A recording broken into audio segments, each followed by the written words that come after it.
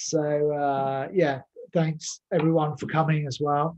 Obviously talking about how to identify and leverage your B2B customer personas to drive sales with HubSpot. So we're taking the concept of really understanding who your personas are, but then actually how to put that into practice in terms of your sales process and using a great system like HubSpot, who are partners of ours as well, and also within many of our clients of B2B tech companies too.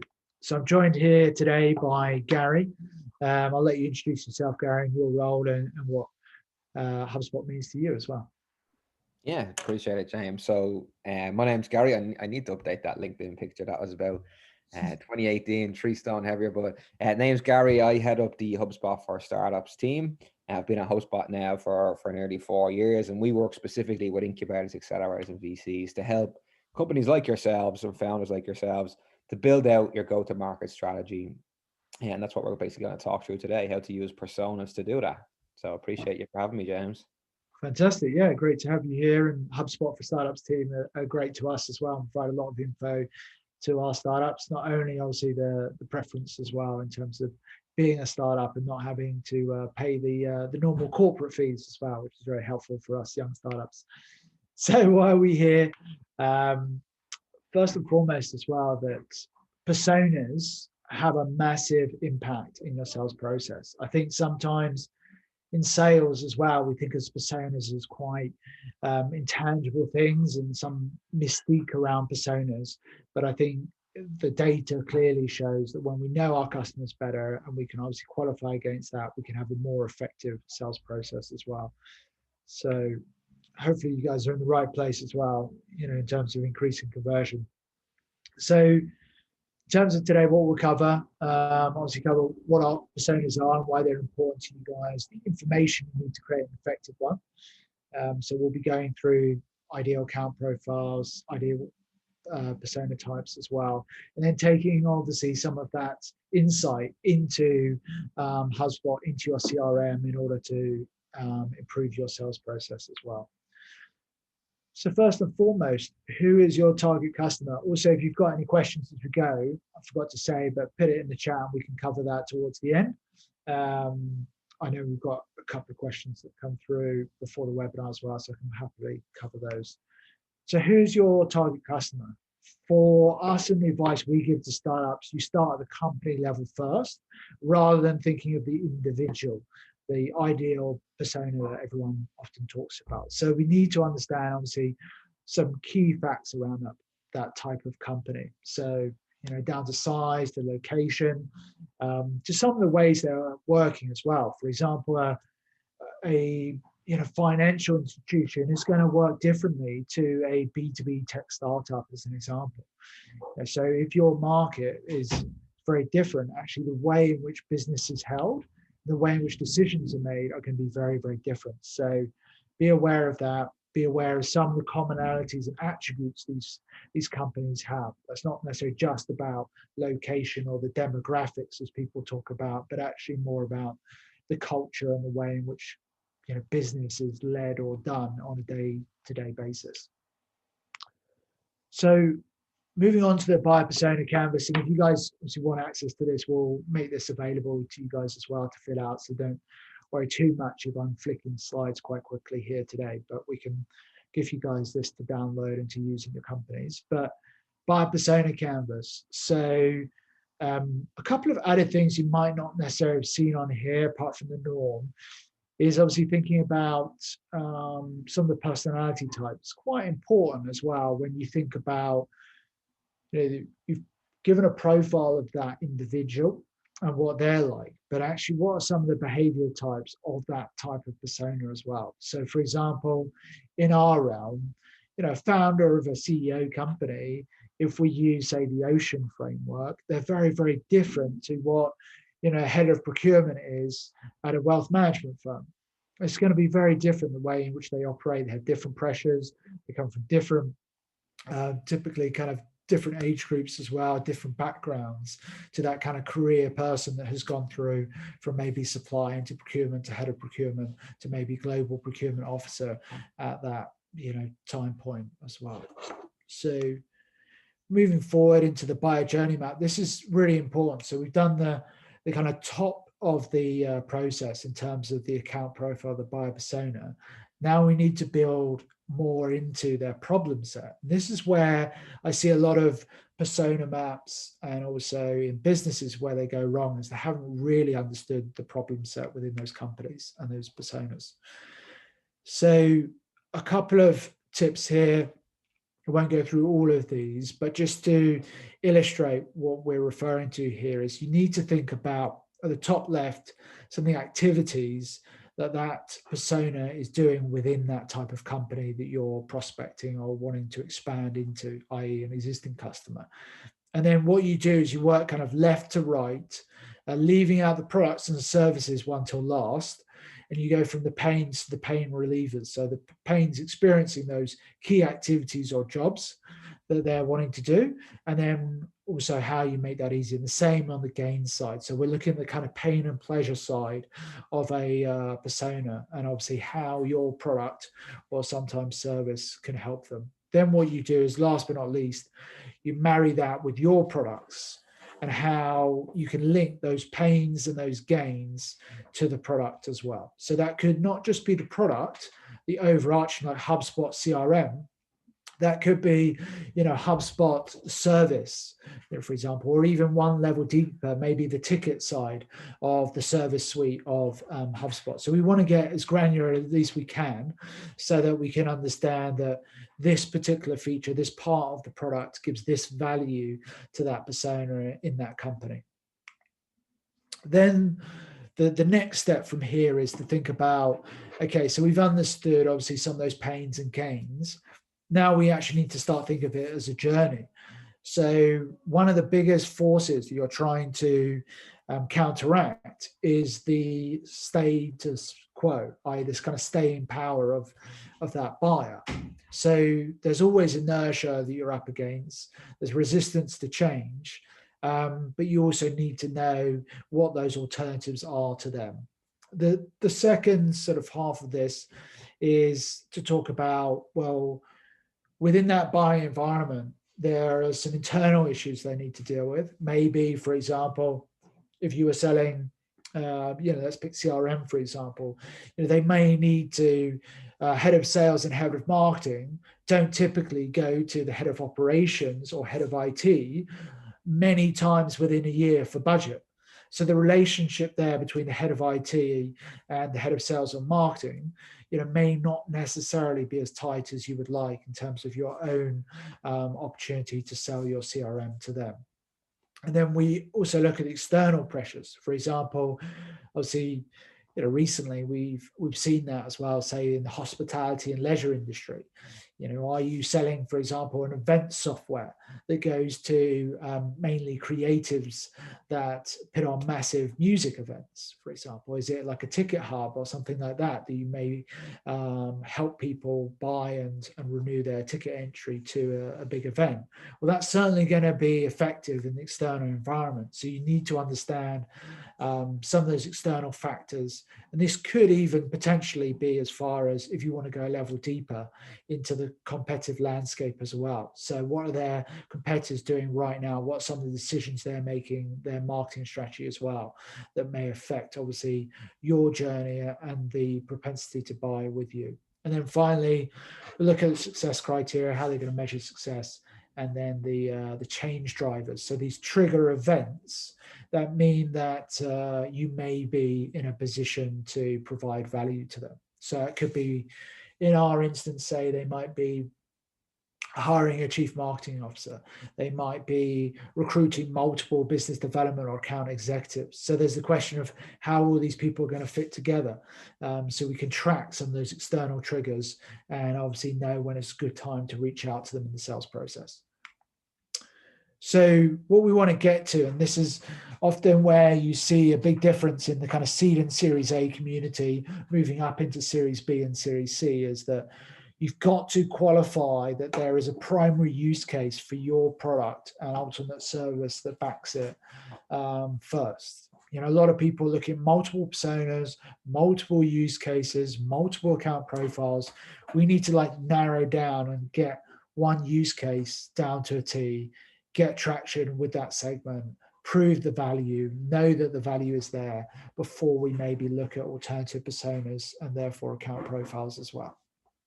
So this is kind of a summary sheet in terms of to close that out. But I'll switch over to you now, Gary, to talk about personas in HubSpot and how we make that work in the CRM as well. And let me just share my screen. Where are we? Yeah, here we go. And let me set this into present mode. Can you see that all right, James? Yeah, all good, all good. There we go. So yeah, like if we talk to just nailing on personas, like I suppose I can't stress enough. I know, James, like you've definitely given great oversights there. Is HubSpot essentially built our entire business off being really laser focused on a persona.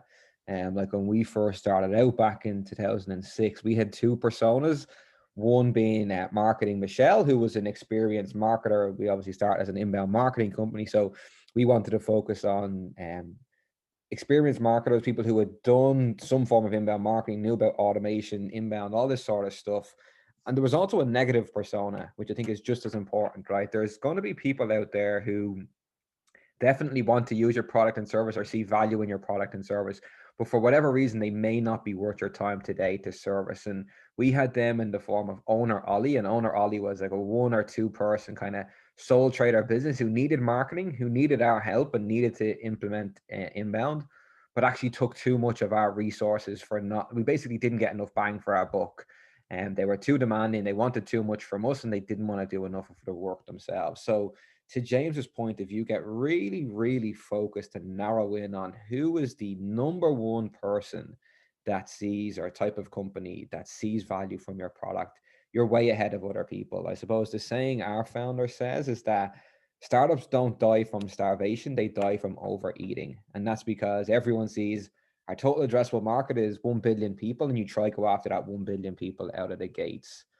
So when you think about your persona and staying really, really focused, and I'd even go as far as to say, like, if you're not 100% confident in your persona today, I would stop everything in your business and really focus on building it out. Because if you think about building products, sales, marketing, anything, if you don't really know what product or who you're building the product for, are you really building the right feature sets? Are you really building the experience that they want? So even though we're talking about it more from a sales and marketing standpoint today, it really is deeper than that. Is really reverse engineering what your customer wants and delivering that in a better way. So if you understand, well, what is the problem that my persona has?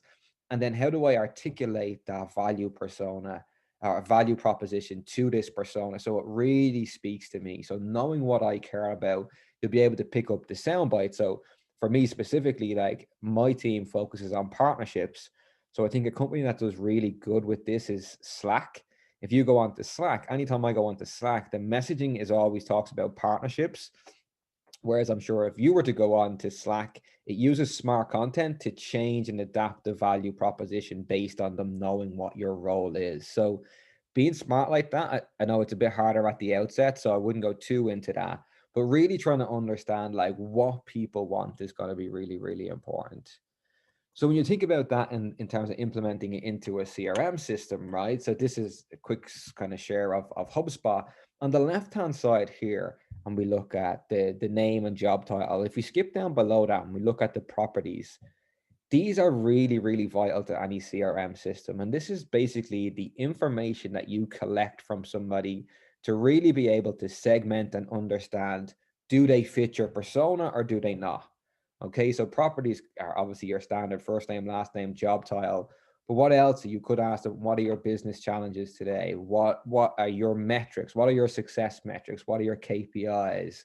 Like what is your revenue? What is your budget? Like all of these sort of things. And you're probably asking, well, how do I fill them in? 2 ways that you can do it is that through forms on your website. So as someone comes to them, we'll talk about this in a bit more detail, but anytime that you're getting traffic of your persona to your website, you have to have something to capture that information or to get them to convert.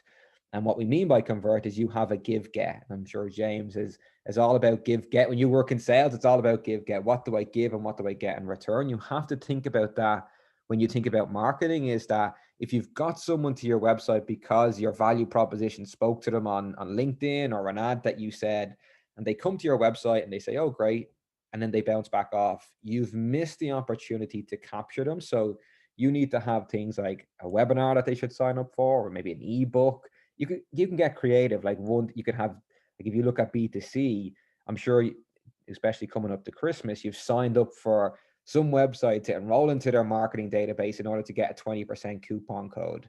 And I've even seen B2B companies sign up to this, that if you sign up now, you get access to our beta, or if you sign up now, we'll give you these special features. So when you try to understand, well, what does my persona care about? What is that initial carrot that I give them in order to get their information into this CRM? And then you can build on that. So setting up the properties will be important, because then it helps you to sell and market to people more effectively. And then the other piece, without going into too much detail here, you can definitely, we'll be sharing these slides. But if we were to scroll down here, to James's point, is really having a strong understanding of the buyer's journey, or that customer journey. So step one, I would say, if you haven't done your persona, that's priority number one. Step two is that if you haven't done out or mapped out your customer journey, you really need to start thinking about it, because again, it all comes down to focus. As a startup, the more focused you are, the less noise you can cut out. So if you know that your customers don't spend any time on Facebook or Instagram, or maybe they don't even use LinkedIn, well, then why would you spend energy and efforts and resources to create a content strategy on platforms you know no one goes on?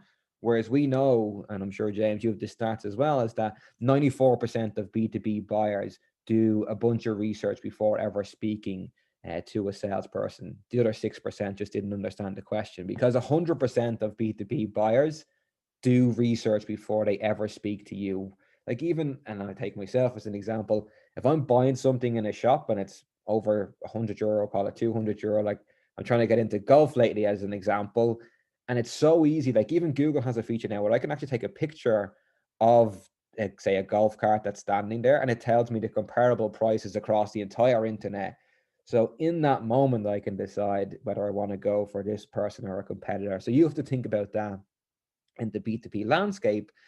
9 times out of 10, you have a competitor doing something either the same as you or similar to you, and you have indirect and direct competition everywhere. So being really sure of what your customer journey is, optimizing it with the content that you need, and then using something like a CRM system to tell you, this blog is really successful, or Google ads are really effective for us. There is a huge ROI here.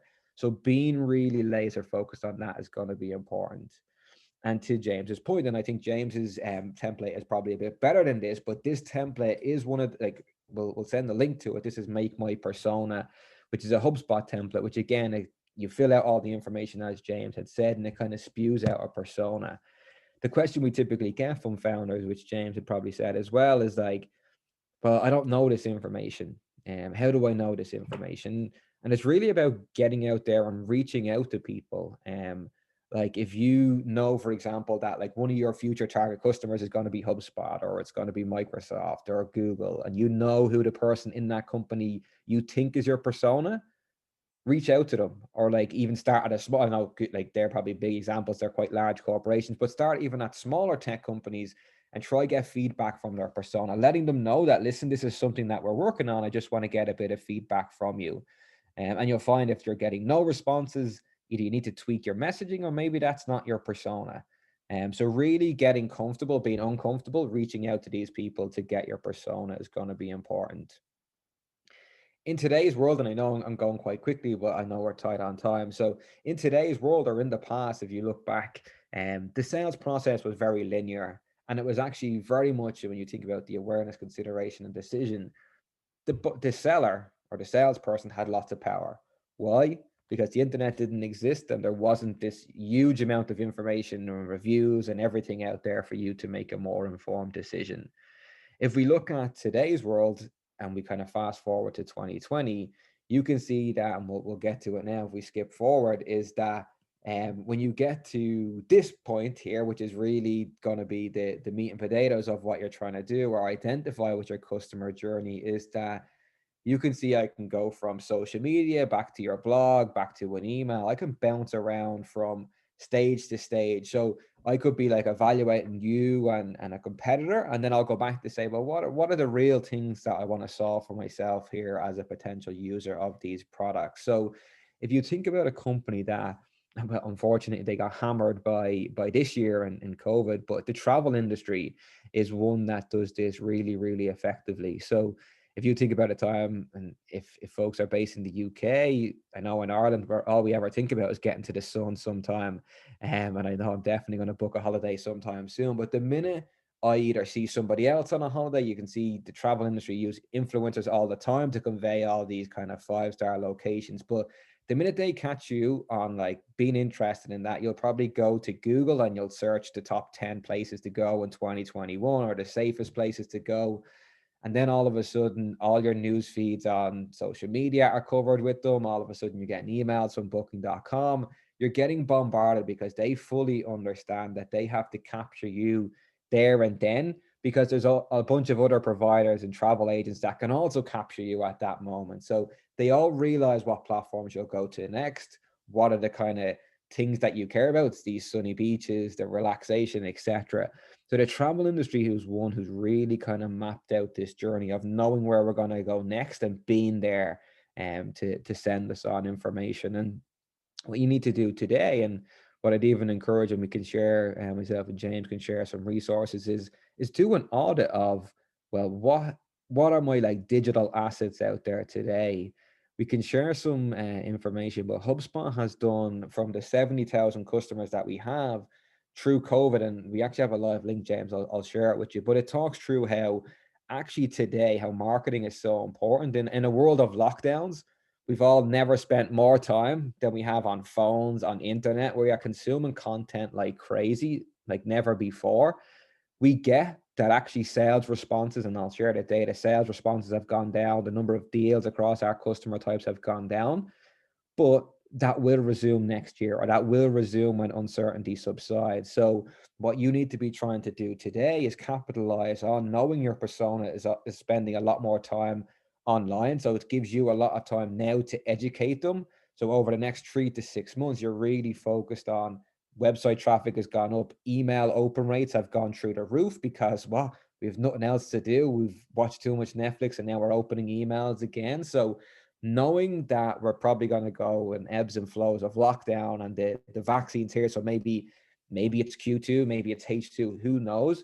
But when that time comes where people are feeling comfortable again to spend budget, you want to be there after kind of spending all this time nurturing these people. So it really gets you to encourage you to really kind of focus and map out this journey and see, you won't need all of this. Like you may not, for example, need social media. You may not need events. You may just use a blog, for example, and really focus on your SEO strategy. And you may just focus on content and emails. As we just said, emails gone through the roof. And sometimes people had said, and we often get it, emails dead. In the B2B space, email is the highest ROI marketing activity that you can actually participate in. So although people are trying to tell us email is dead, if you're selling to a B2B buyer, email is going to be your number one. And obviously we're moving into a world where video and all this sort of stuff is really going to be impactful. So using tools like Vidyard and things to send personalized messages is also really, really important. But to James's point, and I'm reiterating or repeating myself, but start with persona. After persona, go to your customer journey. And if you have a customer journey today, do an audit of it. Like we used to have, when I used to work in retail, the secret shopper. So you be your own secret shopper and go through and see, like, if I was my customer and I landed on my website, is it clear what I have to do next? Do I fully understand what I'm selling? Is this a good experience if I was to go through it on the other side? And 9 times out of 10, it's not. And like, even if I was to go into HubSpot, there's things that I would change and things like that. So like, there's always room for change. So the more that you audit yourself and be honest with your customer journey, the more likely it is that you're going to basically get to acquire these customers. So as you can see here, when we want to break down this kind of journey into awareness, consideration, decision, awareness is very much where the content is focused on what the problem is. So identifying, like, here's how to fix the vaccine, like here's what what's going to happen if we don't fix it, blah, blah, blah, educating people around like the problems and issues.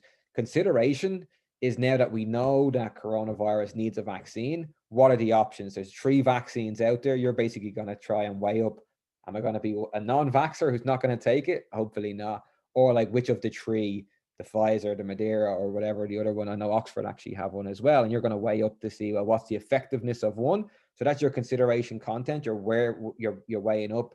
And then the final is that decision stage of like, how can you tempt me in to push me over the line? Is it a discount? Is it an additional offering? Is it that, for example, I know like the Oxford vaccine is going to be much easier to transport. So I want to say, listen, I get one in 2 days after ordering it, or the other one I have to wait 2 months to get it. So these are the type of things that then you evaluate in that decision stage. So really kind of mapping out people often, and like this is, I'll probably, if I know we're tight on time, but people really, the mistake people make is we all create loads of content for this phase here is the final stage.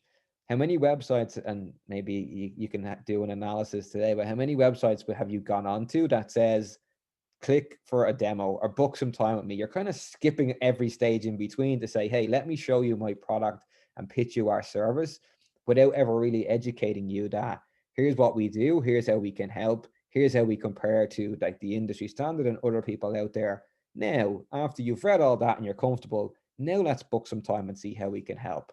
People always are skipping and over indexing on the decision stage, which is vital. But that's why you have kind of salespeople, or that's why you jump on a sales call. It's to do that decision stage. Your content is really where you educate them on why you are kind of the best in breed and stuff like that. Yeah, I think that's a good summary as well, Gary. I think just to wrap it up in terms of the sales process, obviously Gary's alluded to here the various parts that you can and the different tactics that you can use within the sales process. I think a lot of people won't have necessarily mapped out the journey in this route, which is really, really helpful. Maybe if you switch it back to me and I Yeah, could just absolutely. wrap up in terms of today. Is that cool? So fantastic. All right, let me just share my screen and I will wrap up things today. So obviously, if you guys want to connect as well, you've got Gary's LinkedIn here as well as mine. So obviously by searching names, you should be able to find us, and obviously put our company names in if you have any problems as well.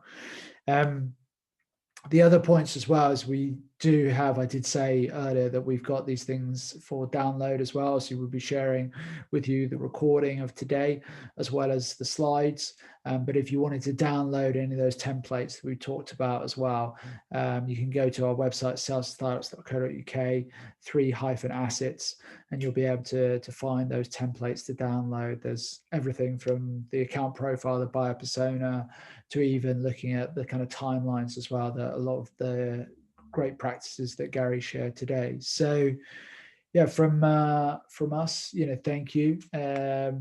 If there's any obviously final questions, otherwise I will wrap up and give everyone some time back in the calendar. But yeah, thank you very much, Gary, for coming today, and yeah, good to see you again as well. Yeah, absolutely. Thanks for having me, James. And we must do this again. But let me know how folks react and what's the next topic maybe that we can work on. Sounds good. Well, take care of yourself, Gary. Have a great Christmas if I don't speak to you and the team before.